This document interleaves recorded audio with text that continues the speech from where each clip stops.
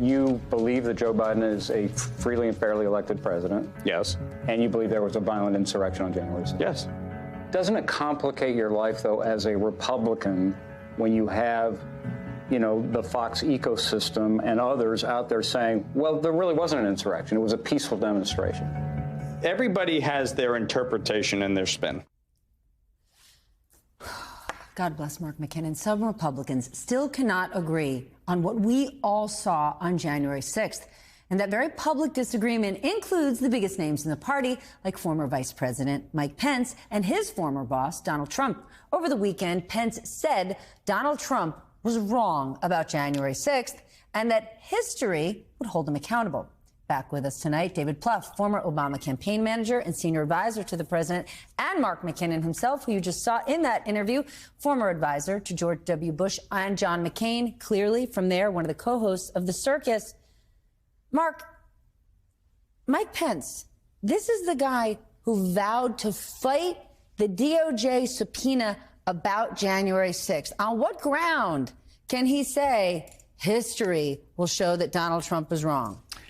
He seems to think that he's going to get some credit with the Trump faithful for somehow pulling some executive privilege string or some, way to dodge the subpoenas.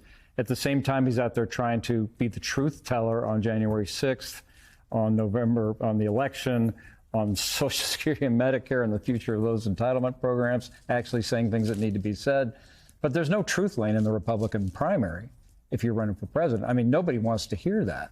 And yet he's chosen to be the one to carry that torch. David, I want to share what our friend Claire McCaskill said about Mike Pence's comments.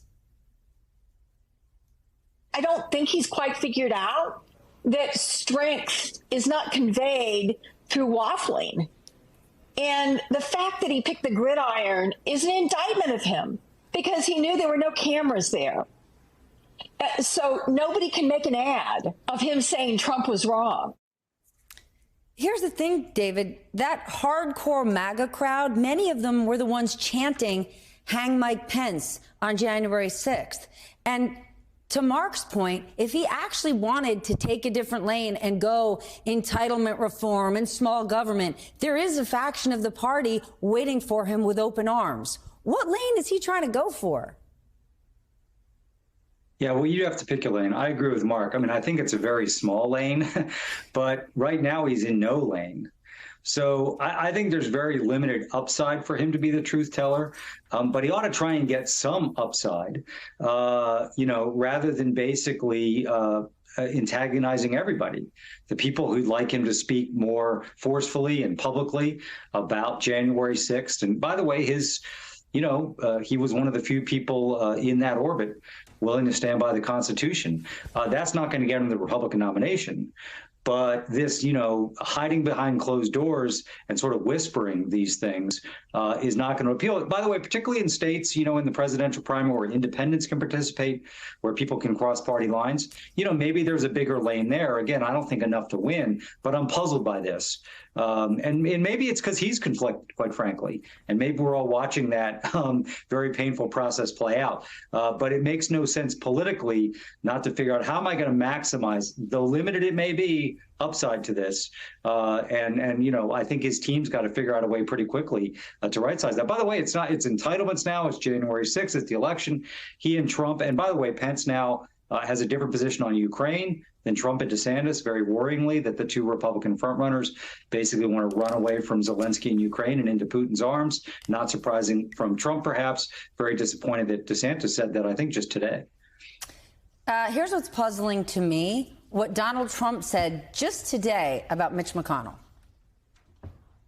We do have to do something about Mitch McConnell. He's a disaster. He's a disaster. He gets his 10 guys and they give Biden whatever they want. There's something going on that doesn't make sense. They give him whatever they want.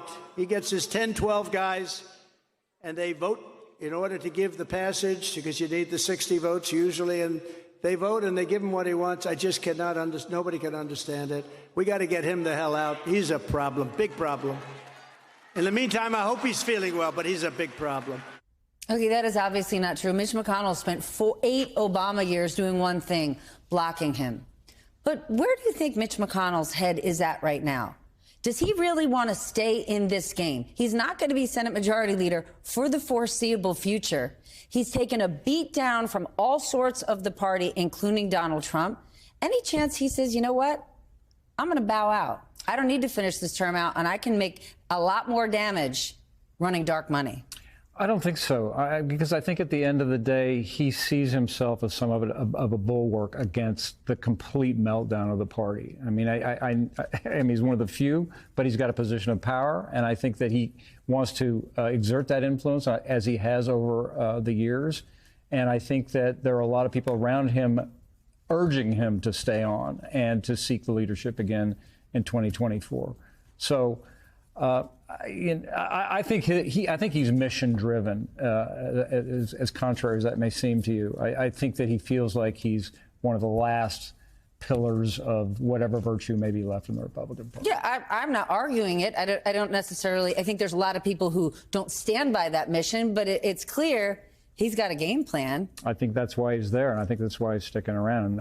And pray he gets better and gets back soon. David, what do you think? Well, I think he probably thought he was going to be Senate leader after the 22 election. So we shouldn't, get too far over our skis. But it's a very tough map for the Democrats in 24. McConnell has had the rug pulled out from him multiple times over the last couple of decades, where largely, and he has spoken to this, two extreme, Republican Senate candidates have cost them probably over the years, 8, 10, maybe even 12 Senate seats, kind of a political catastrophe.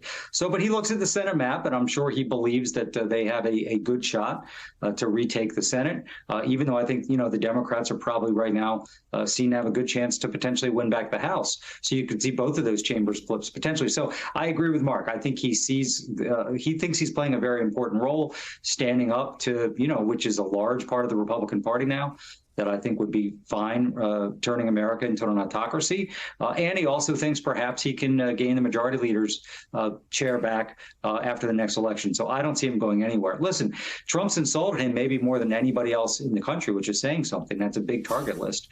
And McConnell doesn't seem all that bothered by it. I mean, I've been across the table for Mitch McConnell. He gets bothered by very little. So I don't think he's going to let this. He'll make his own decision on his own terms. All right, then. He certainly will. Well, get ready, and let's hope he gets well soon, because he's got to get his team in order if we don't want to go into default. And I'm quite sure he doesn't want that to happen.